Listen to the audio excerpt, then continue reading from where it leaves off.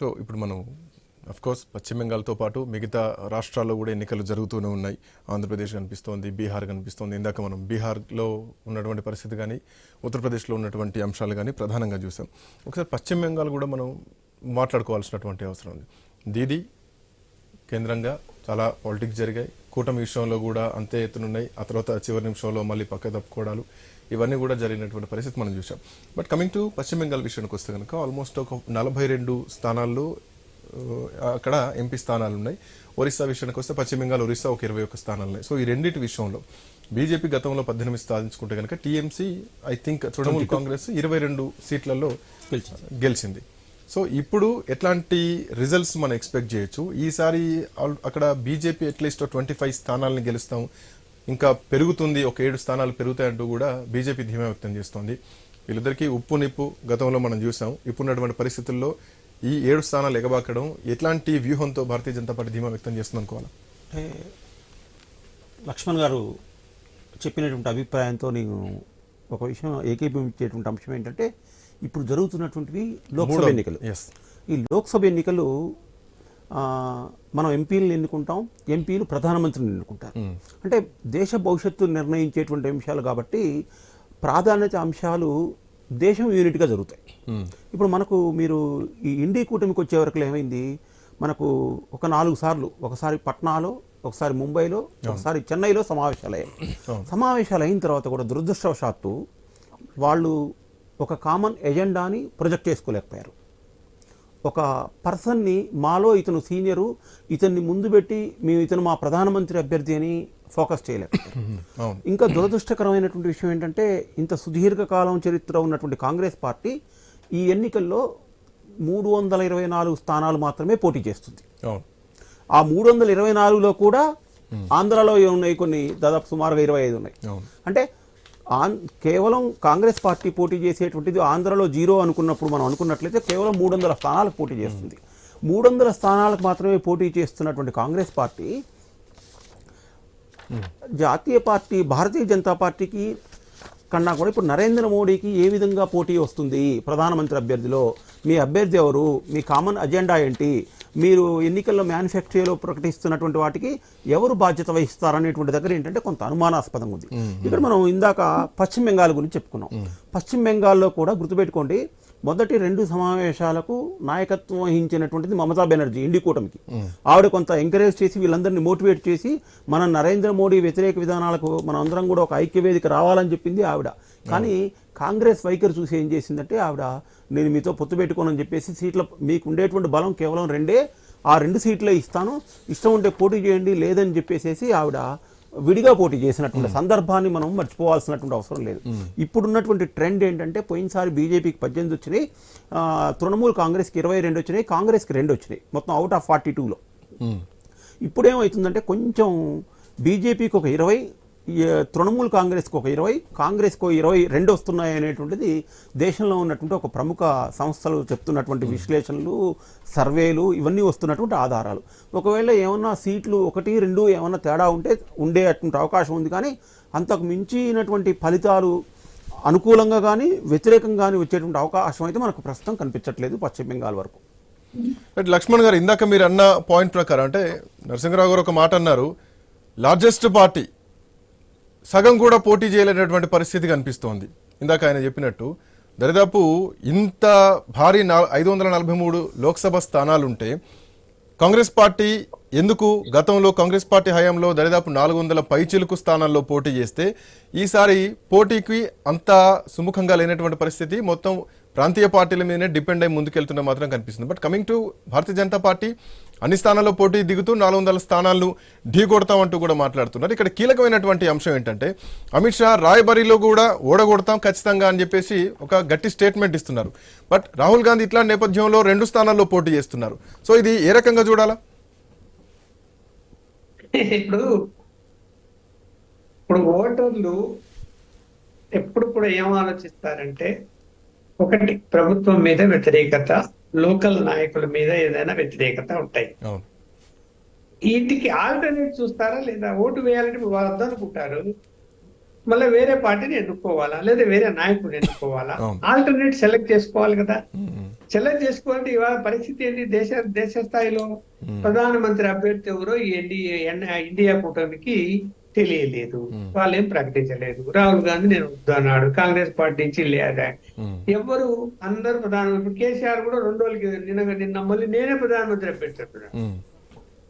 అందువల్ల ఏంటి, ఇక్కడ ఆల్టర్నేటివ్ సెలెక్ట్ చేసుకోవాలంటే నరేంద్ర మోడీ గారికి ఆల్టర్నేటివ్ ఇక్కడ ఎవరు, బీజేపీకి ఆల్టర్నేటివ్ ఎవరు అని ఆలోచించినప్పుడు ఇక్కడ ప్రజలకి సమాధానం దొరకడం లేదు.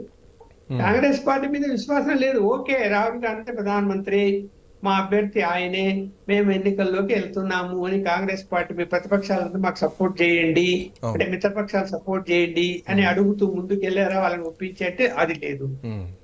లేనప్పుడు ఎవరికి ఓటు వేసి మీరు అన్నట్టు ఏంటి, రెండో విషయం మనం నరసింహారావు పర్ఫెక్ట్ చెప్పారు. కాంగ్రెస్ పార్టీ 543 సీట్లలో పోటీ చేయలేని పరిస్థితి ఉండి సగం సీట్లకే పరిమితం అయితే జనం ఆ పార్టీ అధికారంలోకి వస్తుందని ఎలా నమ్ముతారు? ఇప్పుడు ఒక పార్టీ ఓడిపోతున్నది, ఇంకో పార్టీ అధికారంలోకి వస్తుందని అన్నది నమ్మితే ఏం చేస్తారు? ఆ ఓడిపోయే పార్టీకి ఎందుకు వేయాలా, గెలిచే పార్టీకే ఓటు వేస్తామని ఇంకా ఓట్ల శాతం పెరుగుతుంది, పెరిగి ఇంకా సీట్లు ఎక్కువ వస్తాయి. ఇవాళ ఏమిటి, వీళ్ళు అధికారంలోకి రారు అనేటువంటి మైండ్ టోటల్ గా కంట్రీ ఆఫ్ ద మూడ్ అలాగే వెళ్ళిపోయింది. వీళ్ళు పవర్లోకి రారు, మళ్ళీ మోడీ గారే వస్తారు అని. అలాంటప్పుడు ఎవరు 2% 3% ఓట్లు వేయాలనుకున్న వాళ్ళు గెలిచే పార్టీని సెలెక్ట్ చేసుకోవాలంటే బీజేపీని సెలెక్ట్ చేసుకోవాలి, వేరే మార్గం లేదు. దానికి అనుబంధంగా ఉన్న ప్రాంతీయ పార్టీలకు సెలెక్ట్ చేసుకుంటారు. అందువల్ల ఏమైపోయిందంటే ఇక్కడ ఒక నమ్మకాన్ని అంటే ఈ ప్రతిపక్ష పార్టీలు జాతీయ స్థాయిలో ఇవ్వలేకపోయారు. వాళ్ళు ప్రధానమంత్రి అభ్యర్థి ఎవరో తేల్చలేకపోయారు. ఇక్కడ మరి ఏదో అక్కడ బీజేపీ వాళ్ళు ఎంట్రీ ఉండదు కాబట్టి కాంగ్రెస్ తో ఉందాము అనే ఉద్దేశంతో ఉన్నారు. కానీ ఇందాక చూడు బెంగాల్ గురించి మా మిత్రుడు చెప్పాడు క్లియర్ గా, మీకు 2 సీట్లు మేము 30 సీట్లు ఇవ్వమని మమతా బెనర్జీ అడ్డం తిరుగుతుంది. ఎక్కడ అనుకూలమైన వాతావరణం వాళ్ళకి కనిపిస్తున్నది అంటే ఎక్కడ కనిపించడం లేదు దేశవ్యాప్తంగా. అందువల్ల ఓటర్ మైండ్ అన్నది రీడ్ చేసినప్పుడు ఖచ్చితంగా ఇవాళ ఇండియా కూటమి టోటల్ గా ఫెయిల్ అయిపోయి ఇంకా బలాన్ని ఇండియా కూటమి అంటున్నారా? అదే ఇండియా కూటమి మీద విశ్వాసం పోయింది, విశ్వాసం లేదు. అంటే లక్ష్మణ్ గారు నిజానికి అంటే మీరు చెప్పిన the first point mood of the nation దాన్ని అంటే అక్సెప్ట్ చేయాల్సిన విషయమే. మూడ్ ఆఫ్ ది నేషన్ ఎట్లా ఉంటే ఓట్లు అట్లా వెళ్తా ఉంటాయి. సో గెలిచే పార్టీ ఏంటి అన్నది కూడా అఫ్ కోర్స్ చర్చలు జరుగుతూ ఉంటాయి. దేశవ్యాప్తంగా అదే చర్చ జరుగుతూ ఉంది. ప్రధానమంత్రి అభ్యర్థి ఎవరు అన్నది కూడా ఒక ప్రశ్న ప్రజల్లోకి వెళ్తున్నటువంటి పరిస్థితి కనిపిస్తోంది. రైట్, నరసింహరావు గారు, ఇప్పుడు అంటే మీరు మాట్లాడిన మాటల్లో ఆయన చెప్పిన మాటల్లో ఇంకొకటి క్లియర్గా మనం అర్థం చేసుకోవాల్సింది ఏంటంటే ఓవరాల్గా మ్యాజిక్ ఫిగర్ రావాల్సింది 272. ఇట్లా నేపథ్యంలో కాంగ్రెస్ పార్టీ బీఫామ్స్ వంచింది 247. సో మ్యాజిక్ ఫిగర్కి దగ్గరగా కూడా బీఫామ్స్ వంచలేకపోయింది. అంత లార్జెస్ట్ కాంగ్రెస్ పార్టీ నేషన్లో కూటమి మీద డిపెండ్ అయినటువంటి పరిస్థితి. దీనికి తోడు బీజేపీ 400 స్థానాలు గెలుస్తామని ధీమా వ్యక్తం చేస్తున్నారు. ఇంకోవైపు కూటమి గెలుస్తుంది, ఈసారి అధికారంలోకి వస్తుంది అంటున్నారు. ఇచ్చిన బీఫామ్స్కి, రావాల్సినటువంటి మ్యాజిక్ ఫిగర్కి, కూటమి మీద వీళ్ళు ఉన్నటువంటి ధీమాకి, అటు ఎన్డీఏ 400 స్థానాలు గెలుస్తా ఉన్నటువంటి పాయింట్స్, ఇవన్నీ చాలా కీలకమైనటువంటి అంశాలు. ఈ ధీమాని ఎట్లా చూడాలి? ఒక కేంద్ర ప్రభుత్వాన్ని మనం ఎన్నుకునేటప్పుడు కనీసం ఒక 5 నుంచి 6 అంశాలు మనం పరిగణలోకి తీసుకుంటాం. మొట్టమొదటిది దేశంలో శాంతి భద్రతలు, ప్రజల రక్షణ ఎట్లా ఉంది అనేటువంటిది. రెండోది అంతర్జాతీయ సంబంధాలు. మూడోది ఆర్థిక వ్యవస్థ. 4 సంక్షేమం, అభివృద్ధి. 5వది నీతివంతమైనటువంటి పాలన.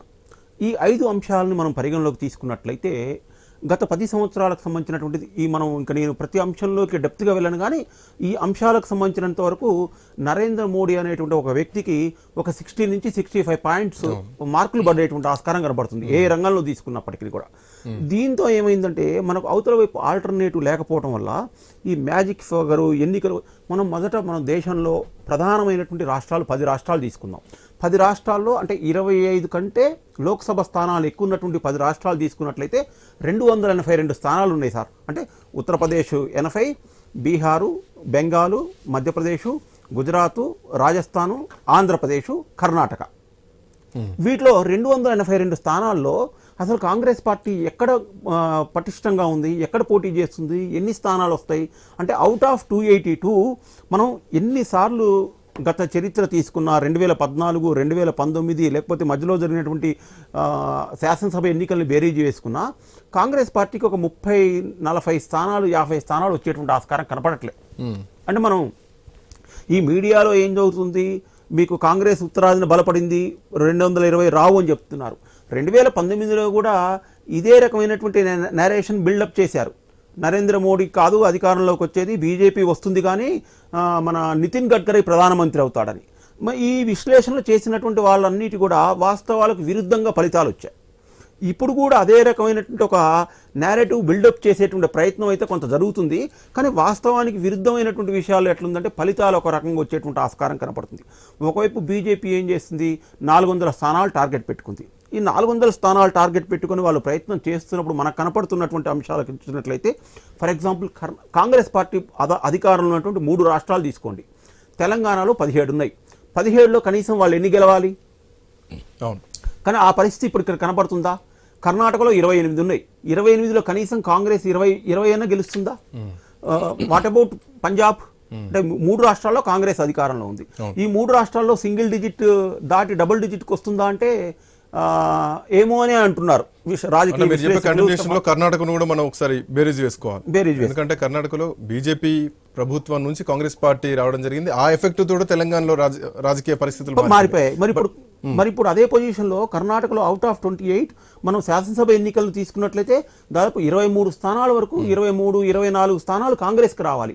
కానీ అక్కడ వచ్చేటువంటి ఎన్నికల ఫలితాలు లేకపోతే సర్వేలు తర్వాత ప్రజల యొక్క మూడు వాళ్ళు చెప్తున్నటువంటిది సెఫాలజిస్టులు ఇస్తున్నటువంటి అంచనాలన్నీ కూడా దానికి భిన్నంగా ఉన్నాయి. అంటే ఈ పరిస్థితుల్లో మనం కాంగ్రెస్ పార్టీని అసలు ఎట్లా విశ్లేషించాలి? కాంగ్రెస్ పార్టీకి సంబంధించి ఇంకొక చిన్న విషయం ఏంటంటే ఇది ఒకవైపు అసలు